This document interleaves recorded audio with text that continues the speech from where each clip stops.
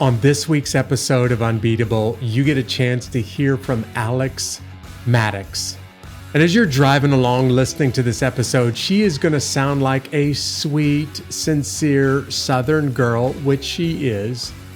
But as we get into her story, you're going to be blown away like I was by the strength of this woman. In fact, I'll just say it.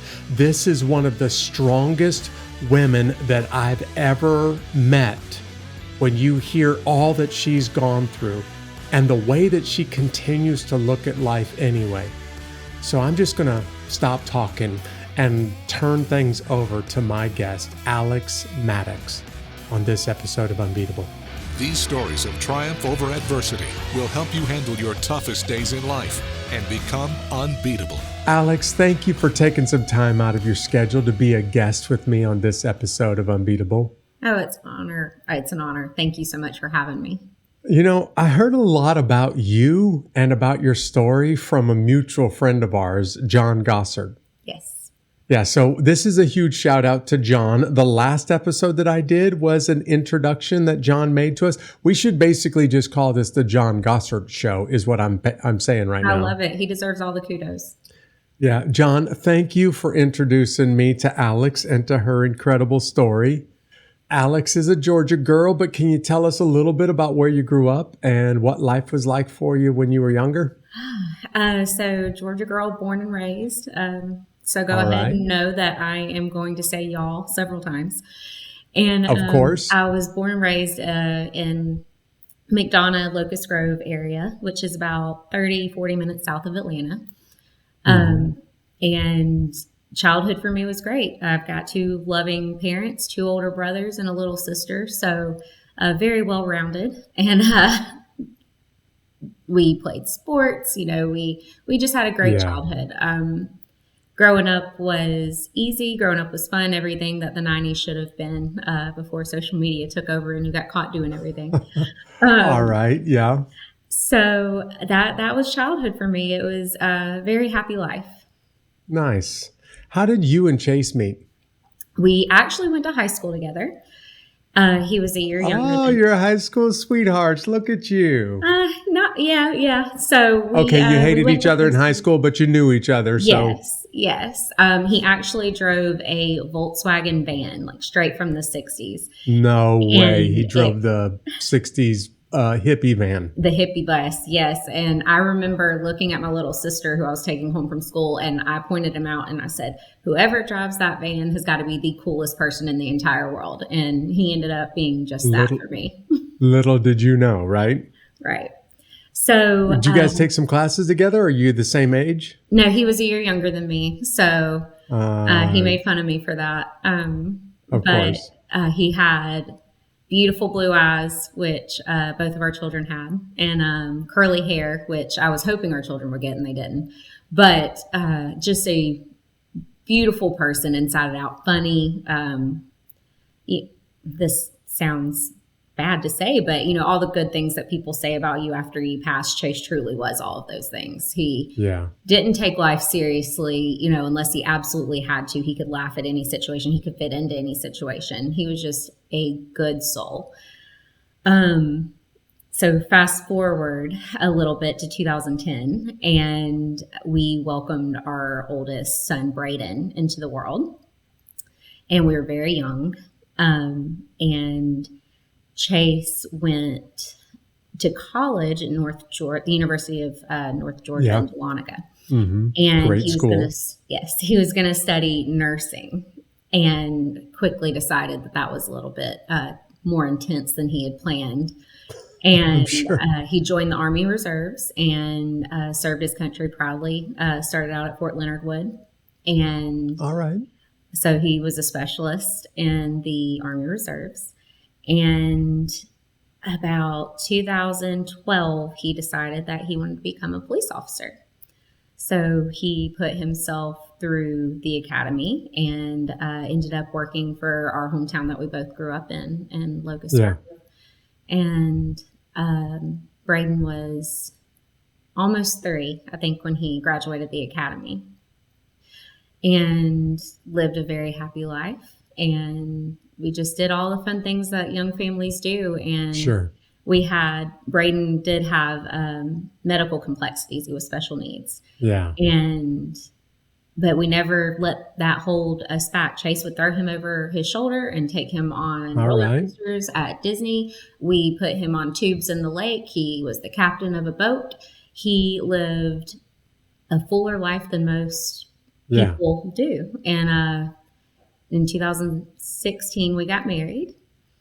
And in 2017, we found out we were going to have our boy Bodie. All right. Yeah. So just your typical happy little family life. Alex, I would love to know, how did the conversation go when Chase said, hey, I think I want to become a police officer and I want to go to the police academy? Like, what was going on in your mind? And how did that conversation go between the two of you? I didn't really have a choice in the matter. Of course not. But I mean, certainly you had a voice at least. Oh, yeah. He was just so driven and passionate, and he could have done anything he wanted to. And so that's what he decided he was going to do. That's what our family supported. And he just had the drive and the compassion, and it made sense for Chase. So, there was a lot of nights staying up, studying flashcards and going through laws, and he worked his butt off to be the best cop he could be. And I believe that everybody he worked with would agree on that. So it really not much. I had a couple of concerns. When things pop up on the news and you see the scary or more the ugly things that they see every day, and I would voice my opinion, and he would tell me that there was a greater chance of, me getting in a car wreck on I-75 going to Atlanta for work than him being involved in an incident. And so we just chose to live our lives without fear, and I'm grateful for that. I'm going to write this down. I really, really like what you just said. You two made the decision.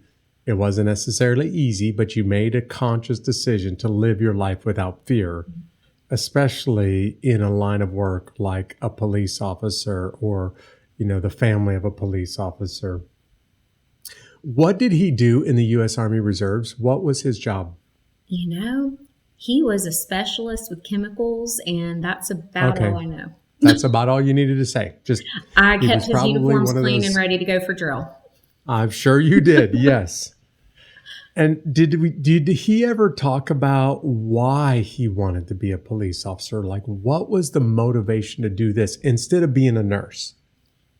He had a genuine love and compassion for people. He wanted to help in any way he could. And I feel like he believed it was a very natural path for him. And I agree wholeheartedly. There were stories that I heard after February 9th that I had never heard before, because, he didn't boast about things as far as he would keep stuffed animals in the trunk of his car. So if he worked a call with children, he could do that. He found another special needs boy that lived in the community, and he would drive by and check on him and, talk about how, he and Bradin would be great friends. And he loved talking to people. You could find him in front of the gas station in the middle, of town, our two-road town we had, and, talking with all the older guys drinking their coffees in the morning, and the auto parts store knew him. He had a genuine care for his community, and it was natural for him. Okay, so you described having a special needs son, Bradin, before Bodie came along, but tell everybody a little bit about Bradin's condition. Like, what was the medical condition? It was at first optic nerve hypoplasia, which then ended up branching into septo-optic dysplasia. It's not a genetic. Those are some big phrases that mean absolutely nothing to me and most of the people listening. So yes, please explain. Which is great, because I'll get to bring some awareness to it. It's a complete fluke thing. Basically, his optic nerves didn't form from his brain to his eyes fully.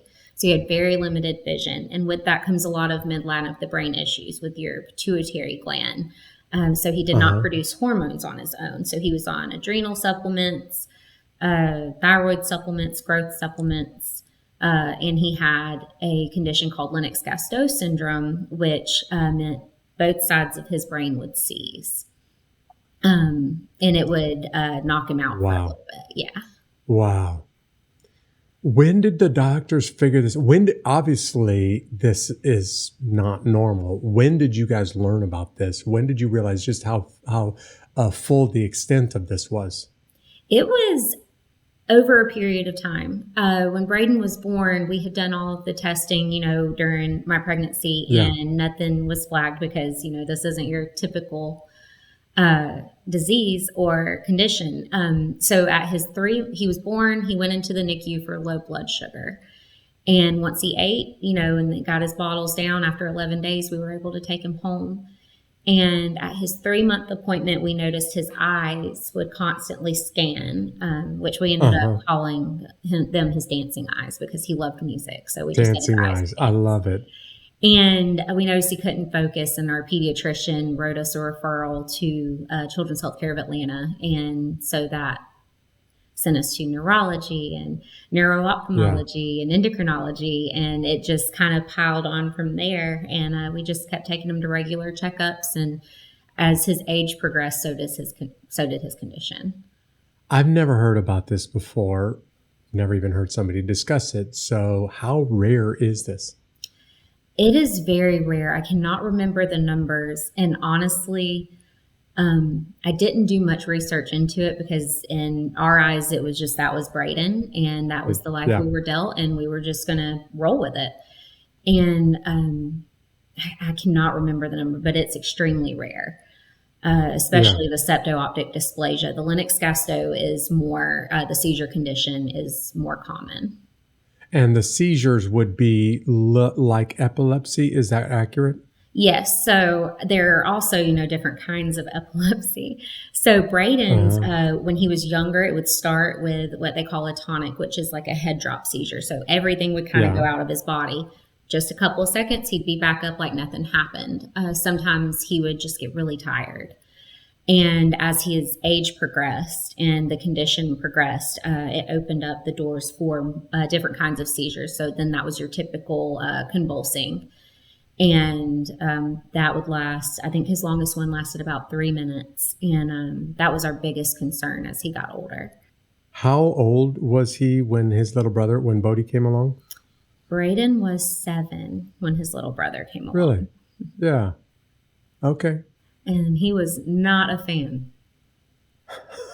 Really? He didn't like the competition? He did not like the competition. We kept asking him. He could understand what you were saying. And, we learned how he would communicate back. He couldn't talk back.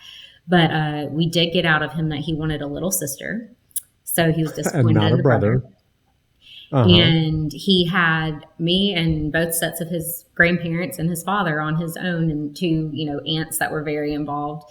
And I don't think that he was ready to share that spotlight.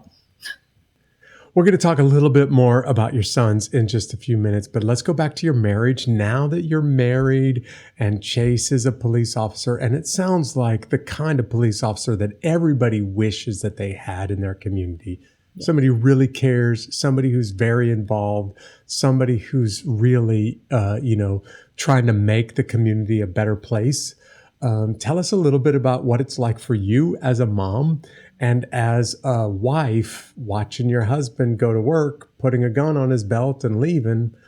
And you said you chose to live without fear, but in the back of your mind, tell us what it's like to be married to a police officer.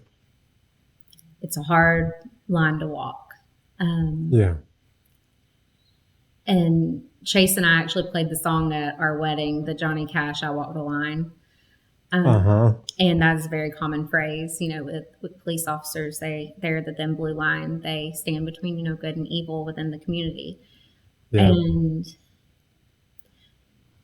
we were so young, I don't think the reality and the gravity of his job hit me until we were older.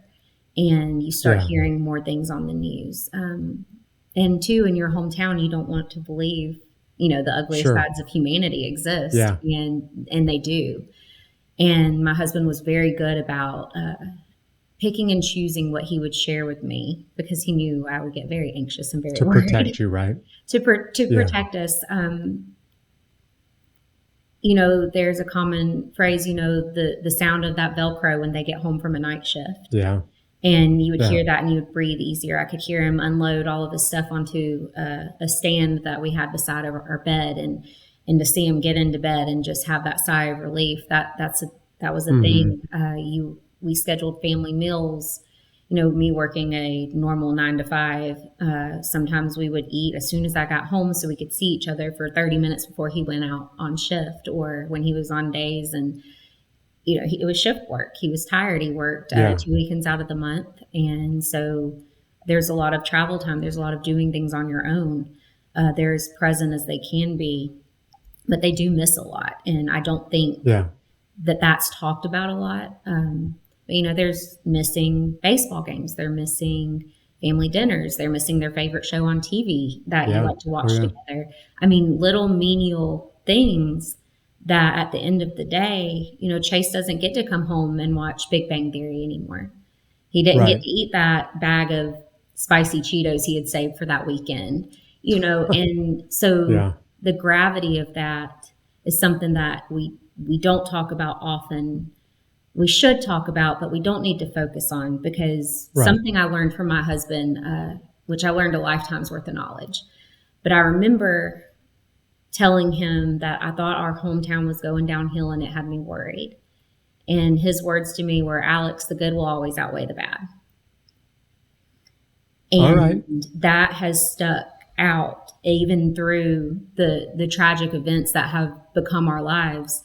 I do believe that the good outweighs the bad. And I think that Chase would want that to be an equal part of his story, because Chase Maddox had one bad day in his entire life, and that was February 9th of 2018. And so I do think we need to focus on the positive. We share the negative. We're aware of the negative, but we need to focus on the impact that came out of it. Yeah, you've got an incredible outlook on this, Alex, because I have met and know very closely many military families, many law enforcement families, and the pressure and the stress of what their spouse does for a living is overwhelming for a lot of people. It's really hard. Some of them, quite frankly, just can't handle it, and they give them the either it's me or the job kind of thing, like I can't do this anymore. But just on the last episode, funny enough, I had the honor of interviewing a law enforcement officer, first name Alex, spelled the exact same way, except for a guy. And he lost 2 of his very close friends in the line of duty. And we talked about what that does to him, but we also talked about what it does to the families of law enforcement officers. So anybody who's listening to this episode has already picked up on the fact that you refer to Chase in the past tense. Let's talk about February 9th, 2018. What happens? It was a very typical day. Chase had gone to work. I woke up and went to get our son, Bradin, ready for school. As I said, Bradin was special needs, and I noticed that he must have wet through his diaper. And I know this sounds a little off, but I promise it goes into the story. It's all right. And I noticed that Bradin's bedding had been changed. And anybody that knew Bradin knew that his dad hung the moon and stars. And looking back, just that typical morning moment allowed Bradin to have some one-on-one time with his dad before he went to work. And I'm grateful for that. I took Bradin to school, and I called Chase. We talked just as we normally did. For some reason, he was going to buy his dad's old truck and sell his old truck, which I didn't really understand. I was just like, sure, whatever you want to do. It's a guy thing. It doesn't even make any sense, but sure. Yeah. And I went through the Dunkin' Donuts drive-through, and he made fun of me. And I was like, well, you're a cop and you're jealous I didn't get you a donut. Yeah, that's typical right. joke. And we said, I love you. And we got off the phone. And I came home, and I'm 9 months pregnant with Bodie. And I fell asleep.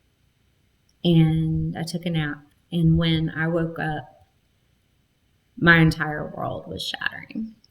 I was tagged in a live stream of a home on Facebook that a neighbor was shooting with their cell phone.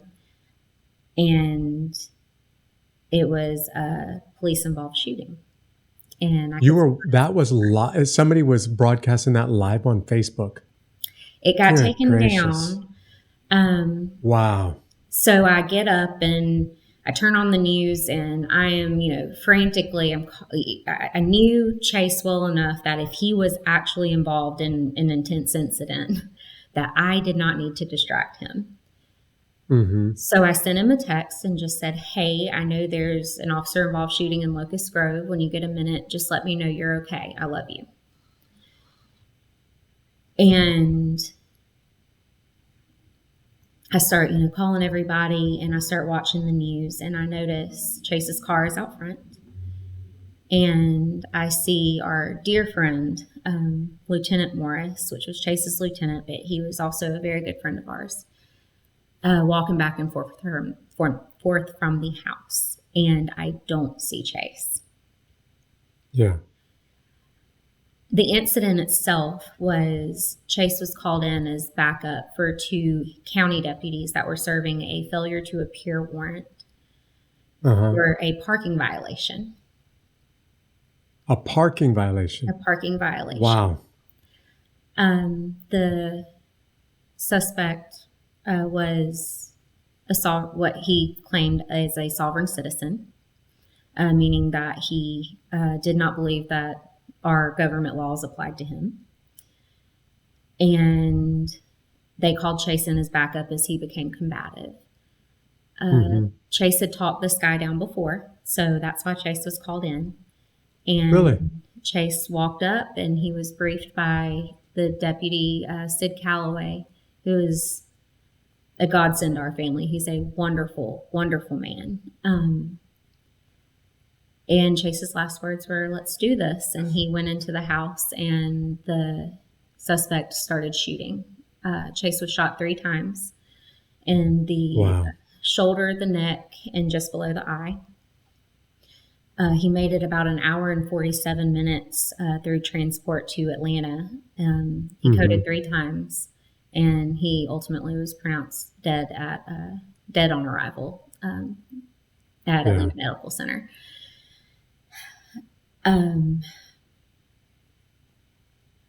News spreads, friends calling. I can't imagine. Not knowing. It's literally your own personal hell on earth. Yeah. Your worst nightmare coming true and broadcasted as publicly as possible. Yeah, broadcasted across the nightly news for everybody in the world to see. I remember calling my mom to go get Bradin from school and bring him home. I remember my mother-in-law, Kelly, calling me and saying she was going to come visit me, which was normal because she would normally come over on Fridays and we'd have a cup of coffee and she'd spend time with Bradin. And I remember her calling me, and I'm watching the news, and I didn't know what to say or how to tell her, and I didn't know if she knew. But she got here with Chase's sister, and we were all watching the news, and I just remember feeling, it sounds unbelievable, but I felt part of me die. I felt part of my soul go black. And I knew he was gone before I even got the call that the chief was on the way. Yeah. And it was, to this day, it feels unreal. Like part of my brain won't register that this all has actually happened. But when you break it down, Chase, I'm so proud of him. I've watched the body cam footage. I wanted to know every move he made. I wanted more than anything to have been in that house holding him and telling him how proud I was of him. Yeah. And that day, he saved a woman and 3 children that were in that home when all of this went down. Some of the children weren't even documented citizens, and they were able to go home to their family. And so Chase paid with his life to make that happen. But I don't think, I've had some of his friends from work tell me, I should have been there. It should have been me. And you wouldn't wish that upon anybody. And Chase wouldn't change it. And he was, in every essence, like you said, what you want a police officer to be: strength, valor. He cared, and he was doing what he believed was right. And how I know that is Chase was the number one shot in the entire department. And Chase's gun never left his holster, which tells me that he was trying to save that man. And that was Chase. Alex, my heroes are the guys and gals that serve the country or serve the community in the military or in law enforcement. But number two, and just barely number two, are the families. So the second episode ever of this podcast, I interviewed a military spouse who lost her husband in combat. And I said during that episode, and I've said it to countless other military family members, I don't think the average person, we have a small idea of what the military or the law enforcement go through, but very few people understand what this is like for a spouse, because the news and the movies, they don't make movies about the spouse. They make movies about the hero that was in the room, and not somebody like you. And I have the greatest respect, really. The hidden heroes in communities are the law enforcement, the spouses of law enforcement officers. I appreciate and that. Your family's been through a lot. Now, if I could bring people up to immediately after Chase has passed, now you are about to have a brand new baby. You've got a very special needs son, and you just lost your husband. And I already know a little bit about this part of your story, but you work really hard to keep your sons, when Bodie is born, aware of who Chase is. Can you describe how you did that for the listener? Absolutely. I had Bodie 4 days after Chase was killed. Yeah, I need you to say that because somebody's driving right now and they totally missed that, but I didn't. So would you say that again? Absolutely. I gave birth to Bodie 4 days after Chase's end of watch. Again, everything very public. Yeah, because this is still in the middle of the news, right? Everybody's Absolutely. still talking about it. And you're the lady who just lost her husband. And by the way, she just had a son. Yes. I remember my hospital room being password protected. I remember news, people showing up at my house, showing up at the hospital. I mean, the most raw and terrible time of my life was on display for everyone to see. And I'm very thankful I have a good family and a good support system, and Chase's brothers in blue that were there every step of the way to make sure Bodie and Bradin and I were safe. To this day, my neighborhood is patrolled by our county department just to check in. As far as keeping Chase present, I believe Chase was my soulmate. I believe he is an intricate part of who I am. And as their mother, I have pieces of Chase too in them. And I never wanted Chase to be a taboo subject. I wanted him to be present. I wanted him to be talked about. And so I took my children to every event where they honored Chase, which, so they had an idea. I kept pictures up. I kind of just let Bodie figure it out. And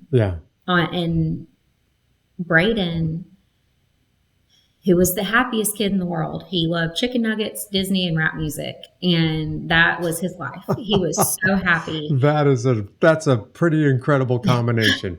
Chicken nuggets, Disney, and rap music. Yes, he was the coolest kid. Shout out to Ludacris, you were his favorite. he became very angry. And that was a side of Bradin I had never seen. So I'm trying to put him in music therapy. I would play videos of him and Chase playing together so he could hear Chase's voice and his together. Yeah. A dear friend of mine put, his name was Chase, and, Paw Patrol, Chase is on the case. We have a video of Chase saying that, and she put that in the sound of a stuffed animal so Bradin could press it and hear Chase's voice. And it's been interesting to watch Bodie discover Chase. I've always shown pictures or I've told stories. We talk about him. I'm very close with my in-laws. Chase's sister actually moved in with me after the incident to help me with the kids. And she lived here for 5 years. I mean, she just moved out. Wow. And we're thankful for that. So Chase's family was present. My family would talk about Chase. And to watch Bodie get older in our family, we've had 5 years to heal and to pick up, and it's not been pretty. There's been some very ugly parts, but we're standing now, and we feel like we're moving and living life to honor Chase, because Chase would not want us to stop living. But Bodie just turned 5 in February, started Little League, and he's looking around and realizing his dad isn't here. Yeah, everybody else has their dad close by, right? Yes, his dad isn't on the baseball field with him. His dad can't go play in the backyard with him. His dad can't see his favorite monster truck. I remember being in the bathroom and I was getting ready for work one day, and he came in with a handful of toys, and he's like, I really want to show these to Dad.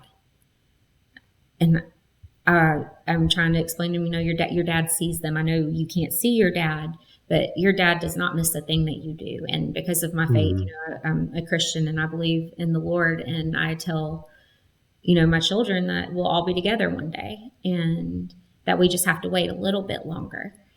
And as he's getting older, he's asking questions. So here we are 5 years later, and Bodie is just now losing Chase. Wow, I never thought about that. Yeah, he's just now learning that he doesn't really have a father like everybody else does, because before he could picture him in his mind, but never really met him. Yep. So we play videos. I have so many goofy videos of Chase just because there was never a dull moment. All right. Okay. And, so that's things that I do. If Chase, Bodie and I start missing Chase, I'll play videos of him on my phone. And that's the beautiful thing about technology is I have recordings. Yeah.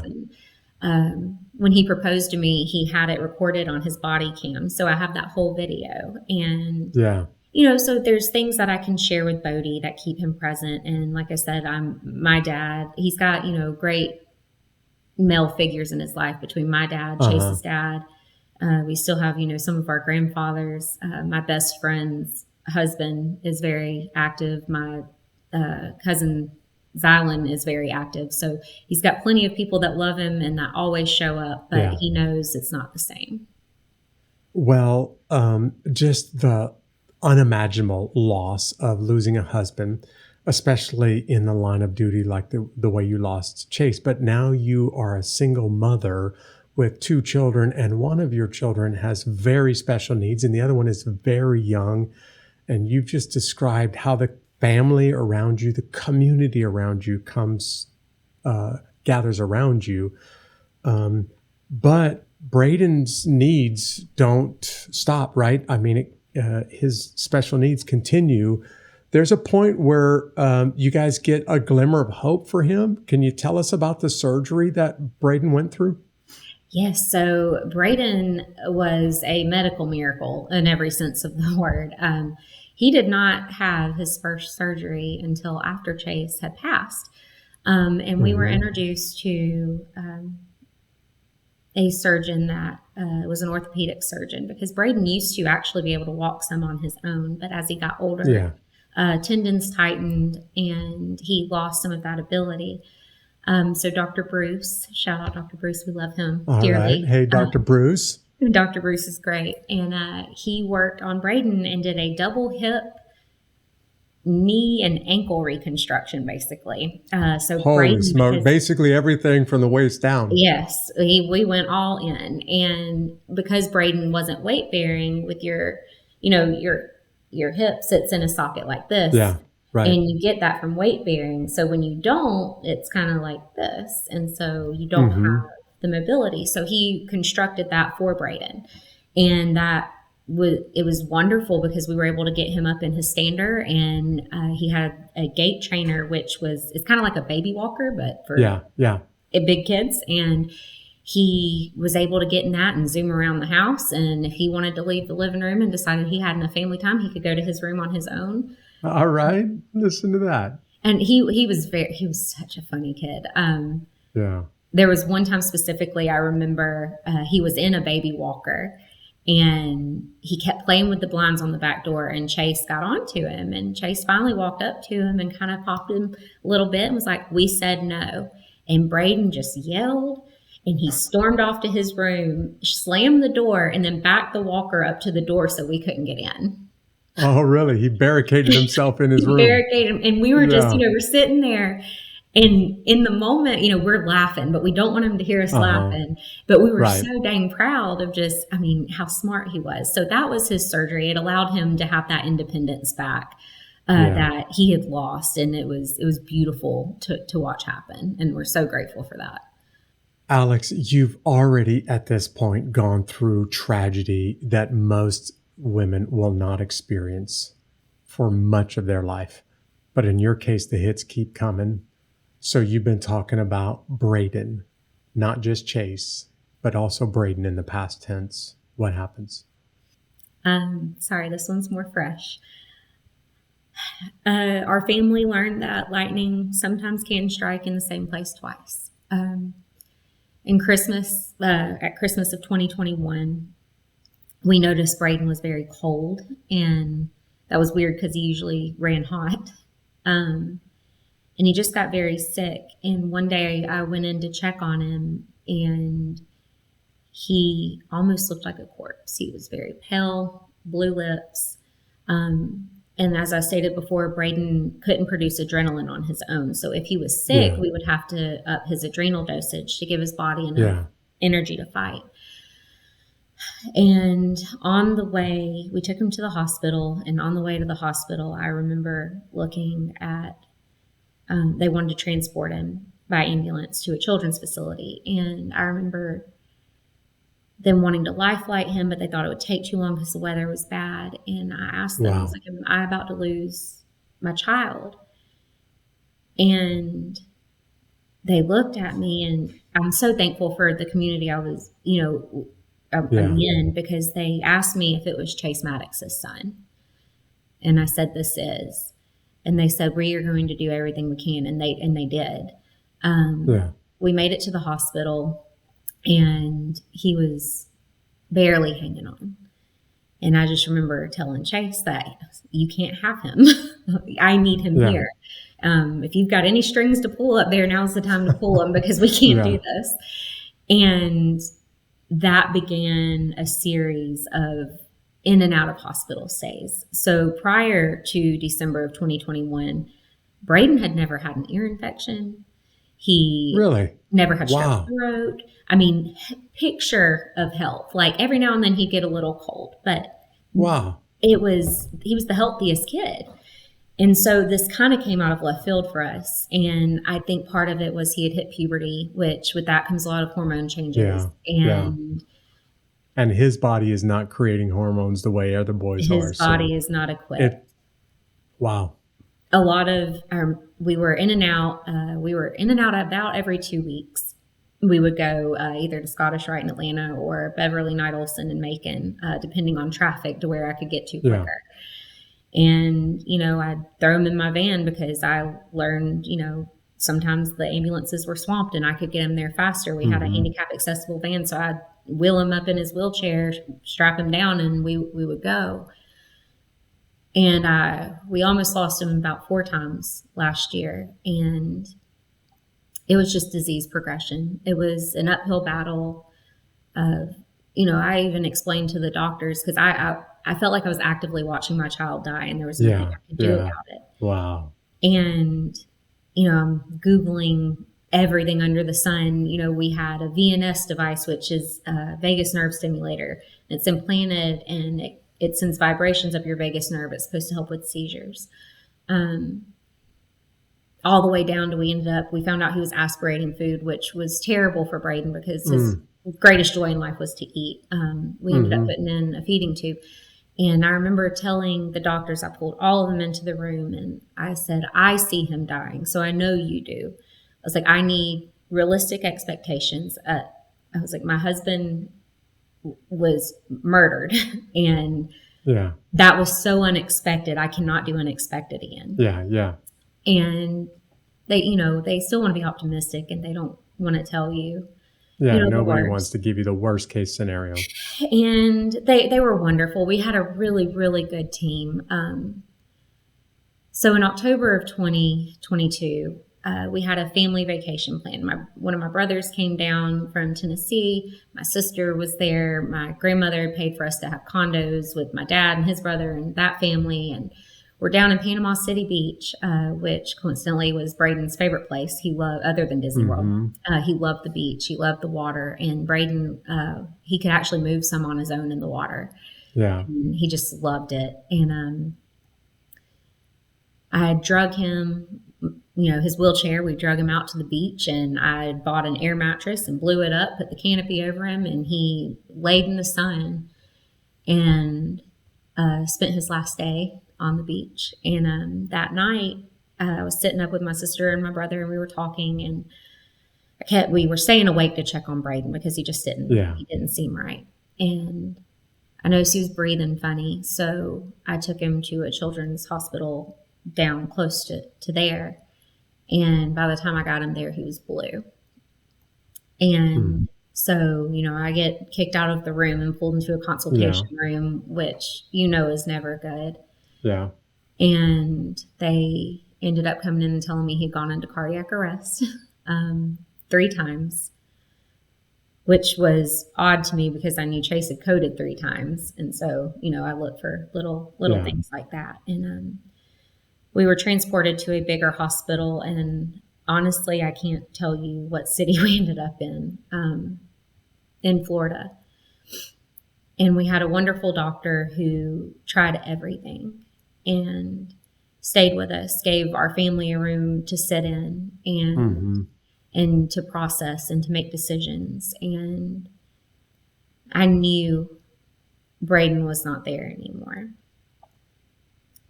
So after we had exhausted all life-saving measures, his little heart just couldn't take it anymore. And my kid that was so full of life, that did the roller coasters, did the tubing, danced to the rap music, that kid had not existed all of 2022. Yeah. And I knew he was tired. And I laid there in the bed with him, and I played his rap music, and I sang him a couple songs, and we prayed. And I told him that I loved him and I would never give up on him.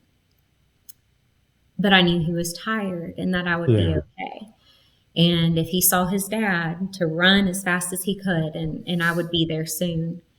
And 30 seconds after I told him he could go, he passed. Wow. And it was amazing. And I truly, part of me being his mom, I'm like, oh, he was listening to me. He was just waiting for permission. Yeah, he was hanging on, waiting for you. It was hard for our family that had already taken such a hit with Chase to finally feel like we were getting back on our feet and living again in some kind of new normal capacity, and then to lose Bradin. And it's just now been 6 months, and it is fresh, and it is hard. However, knowing that they're together brings peace and comfort. And I knew it was time, and it doesn't make it any easier. But I'm a firm believer you can't die with your dead. I don't believe that's a good way to honor them. I believe you should live the life that they were robbed of. And So that's what our family's doing. And Bodie and I are in the process. We're selling our home that Chase and I bought before he was born. And Bodie and I are building a new home, and we're going to get a fresh start, and we're going to continue to live in honor of them. And to keep moving forward and to believe that the good will outweigh the bad. I've written down a couple of statements from you today, and just is another one that I heard from you that I really it's going to stay with me. Alex, there are people that are listening to your story right now, and it is heart-wrenching what you've gone through, and they're just sitting there thinking to themselves the grief that this woman has had to experience, both with a husband and with a child, no fault of your own, and it's bad enough to lose one, to go through both, and you still have to be there for Bodie, of course, and you still have to choose to live. Don't die with the dead, but to live and to honor them. But I know that there are some people that are asking the question right now, how did you do it? Like, weren't there some times where you just felt like, God, this isn't fair, and I don't deserve this, and why are you doing this to me? How did you just keep it together and get up in the morning and put some clothes on and make breakfast for your son instead of laying in a ball in the bed and, in tears? I'm not going to tell you that there aren't days like that. There's been some very ugly moments. And I think that it is important to recognize that. For me, right after Chase, I went into grief therapy almost immediately because I knew I had two very dependent children on me. Yeah. They were dependent for everything with their livelihood. Everything. So I think that kept me going. But there has been ugly moments, and I think that it's important to recognize that with your heart and your mind, because you can't just push them back. If you need to have a bad day, have a bad day, but know that the sun is going to come back out. It's not going to be a storm forever. Kind of like with Bradin, and people look at the complexities with Bradin and look at me and Chase all the time and be like, I don't know how y'all do it. Well, yeah. We weren't really given a choice, so we're just gonna roll with it. And I believe that most people have that strength in them. And I wanted, if Chase ever gets a chance to check in on me, I wanted him to look down. I wanted him to be proud of the life that I lived. I know the woman he chose to raise his children, and I wanted to be that woman. It's been hard. Every day I think of Chase and Bradin, and I miss them. And Bodie is a light. Bodie is Chase made over. Yeah. He is goofy and he's funny, and he's sensitive a little bit. He got that from me, but not much gets him down, and I don't want to kill that beautiful spirit. And so if I have a bad day, I've got a wonderful family. I mean, he's got my side and my in-laws' side. And a ton of friends that will take him, and they'll let me have my moment, and they'll let me get myself back together, and then Bodie and I keep rolling. And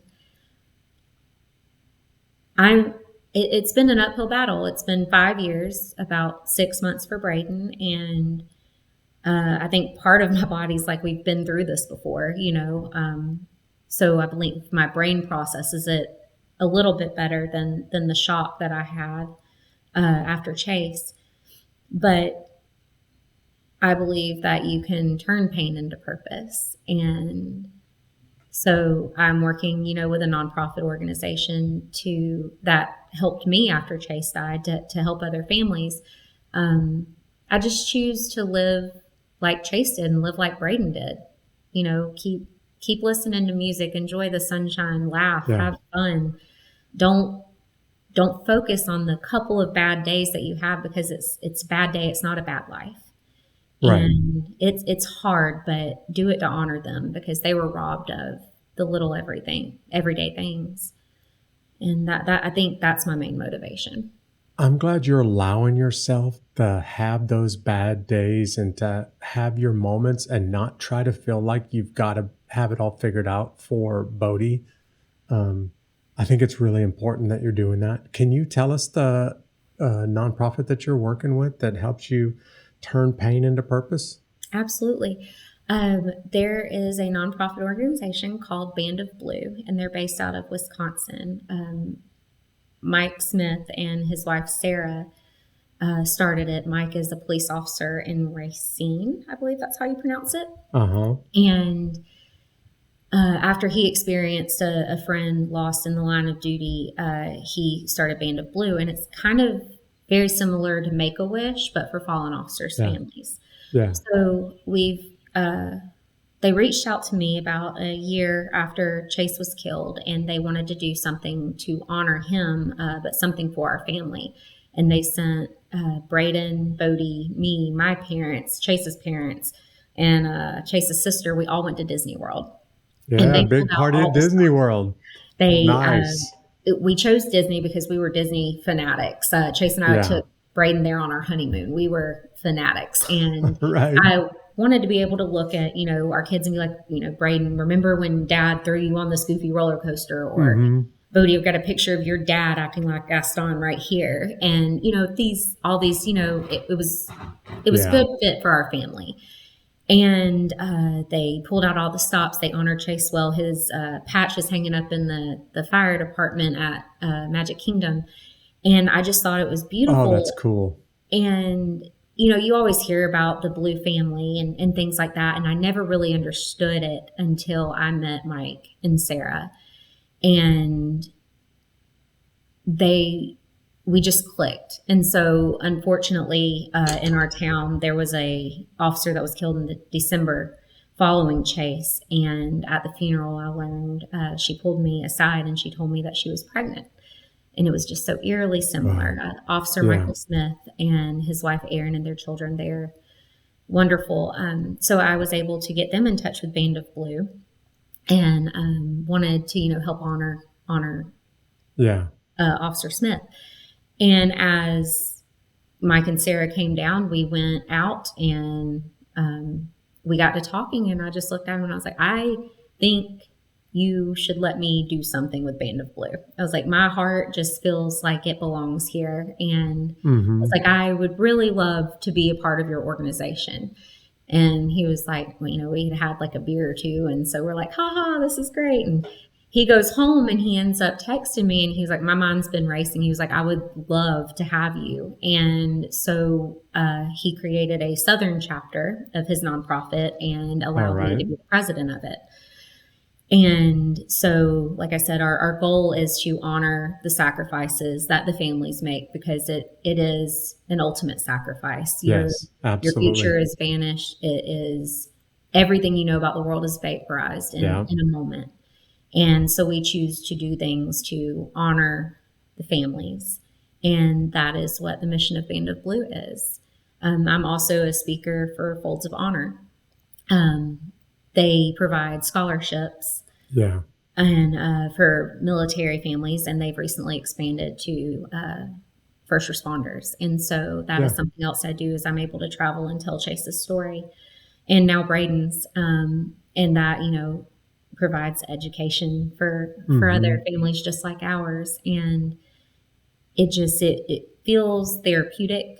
It feels like I went through this for a reason. I believe that I can make a difference. I believe there's another 27-year-old widow out there that has no idea what they're going to do with life. And I'll be able to look at them and say, you can keep going and you will make it. And it sucks. And I hate this, but keep going because it will get better. And then there's somebody there. There is a strength inside of you that is absolutely amazing, Alex. I think I want to wrap this episode up by asking you to just give our listeners two pieces of information. One, they just heard you talk about Band of Blue. Maybe they've never heard about it before, but they're really interested. How could they find out more information about Band of Blue? Awesome. You can find us at bandofblue.org. We're online. We're also on Facebook and Instagram, Band of Blue. I'm on Facebook. My name is Alex Maddox. And I'm on Instagram. My handle is ALXMDDX, I believe. Something. Yeah, don't worry. We'll put the links to it in this show. Don't worry about that. I'm trying to keep up with it. So There are ways to reach out. You can read all of the officers that Band of Blue is honored on the website. There's a whole section dedicated to their families and what we've done for them. And we have several other things in the works. Unfortunately, it's keeping us busy. And so I want people to know that Band of Blue would be bored because there's no one to take care of. But unfortunately, you're not. And so it just know we're there. Know there's resources, there's help. Even if you don't want to take a trip, if you just want to reach out to one of us and talk to us, we're there. And that, just find us on all the platforms. That's where we are. Sure. And if you were driving and you missed some of those links that she just mentioned, we'll put those links in the notes to this. Just check it out later. But the second thing, and this is really how I'd like for you to wrap this episode up, Alex, is for you to talk to somebody who's going through it. And they've just heard from you and said, I know she said that you can get up tomorrow morning and the sun's going to come up and you can keep on living, but I'm going through it right now and I don't know how I'm going to do that.